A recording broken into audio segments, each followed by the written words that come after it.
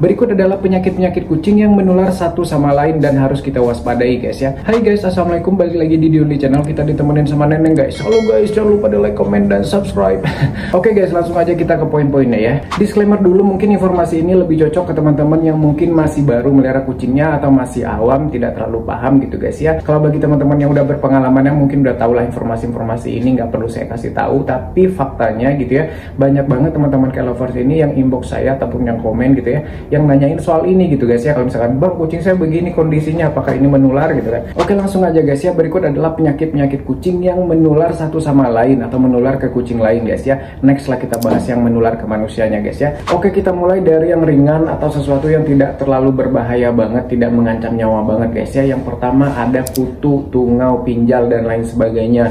Pokoknya kutu-kutuan, parasit-parasit yang ada di badan kucing, di bulu ataupun di kulit kucing ini begitu ya. Itu sangat menular guys ya, dari satu kucing ke kucing yang lain, baik secara langsung, kontak langsung, kalau misalkan kucingnya bersentuhan ataupun tidak begitu guys ya. Terus yang kedua ada jamur guys ya. Nah, jamur ini juga bisa menular dari satu kucing ke kucing yang lain. Penularannya juga sama ya, bisa secara kontak langsung ataupun tidak langsung. Jadi kalau misalkan ada kucing yang jamuran, pisahin dari kucing yang nggak jamuran gitu guys ya. Nah, soal membasmi kutu dan jamur pada kucing ini, aku merekomendasikan pakai sampo ini guys. Ini adalah Max Paws Shampoo and Conditioner, yang ini bagus banget untuk membasmi kutu, jamur, dan lain sebagainya, karena sudah mengandung antibakterial, antifungal, dan juga antivirus guys ya. Antifungal itu anti jamur ya. Ini adalah sampo yang berbahan herbal, 92% bahannya herbal alami guys ya. Ingat ya, kucing ini kalau misalkan udah mandi, beda dengan manusia. Kalau kucing mereka biasanya selalu jilat-jilat ya. Nah, jadi kita pastikan bahan sampo kita ini aman guys ya. Ada dua varian di sini. Ini adalah varian Triple Strength Flea and Tick. Ini yang khusus untuk membasmi kutu guys ya. Sedangkan yang ini adalah varian Triple Shine and Smooth. Ini bagus untuk perawatan harian bulu kucing, membuat bulu kucing lebih lembut, lebih indah, dan berkilau guys ya.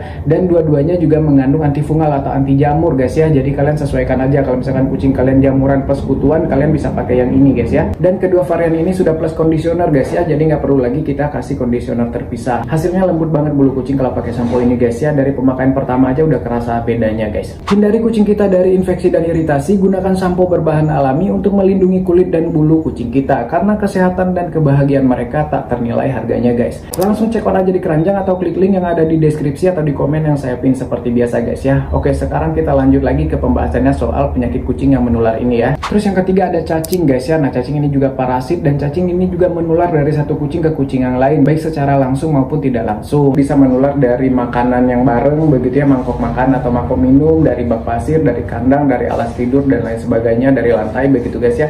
Karena telur cacing juga nggak kelihatan ya, kecil banget, nggak bisa dilihat pakai mata telanjang seperti ini gitu ya. Nah, terus yang keempat diare atau mencret guys ya. Nah, diare atau mencret ini juga bisa menular guys ya, terlebih kalau misalkan diare atau mencretnya ini disebabkan oleh virus, disebabkan oleh keracunan bakteri atau infeksi bakteri, cacing, dan lain sebagainya. Itu menular banget guys ya. Itu menularnya juga sama, bisa secara langsung tersentuh dengan kotoran atau diare itu, ataupun tidak langsung guys ya. Kalau misalkan kucingnya ini terinfeksi virus atau bakteri, terus mereka minum di tempat yang sama, makan di tempat yang sama, tidur di kandang yang sama gitu ya. Bak pasir bekas si kucing yang tadi kena virus itu atau bakteri itu gitu guys ya, itu bisa menular guys ya.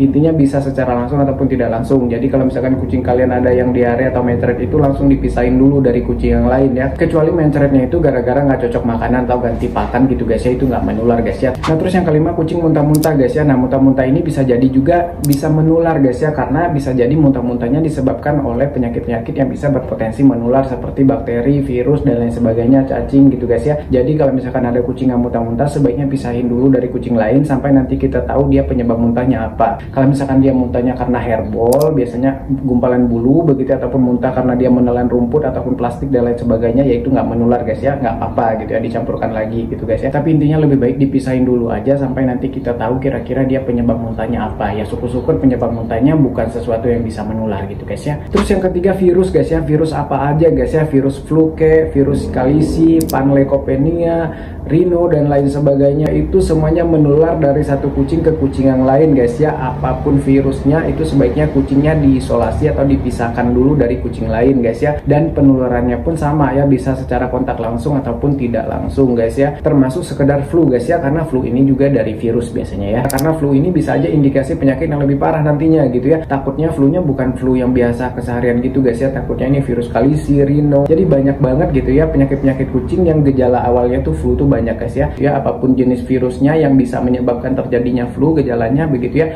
itu semuanya menular guys ya. Intinya sama lah kayak di manusia guys ya, yang namanya virus ini menular, biasanya udah pasti menular sesama spesiesnya. Kalau virus manusia biasanya paling cepat ya menular sesama manusia, belum tentu menular ke makhluk lain. Begitu juga di kucing guys ya, virus-virus pada kucing ini rata-rata menularnya sesama kucing ya, nggak menular ke manusia ataupun ke hewan lain gitu guys ya, biasanya seperti itu guys ya. Oke gitu guys ya informasinya, maaf kalau ada salah dan kurangnya. Kalau ada yang mau ditanyakan, ditambahkan atau request next kita bahas apa, silahkan ya coret-coret aja di kolom komentar, bebas asal sopan. Sampai jumpa di video berikutnya. Assalamualaikum, bye bye guys, bye.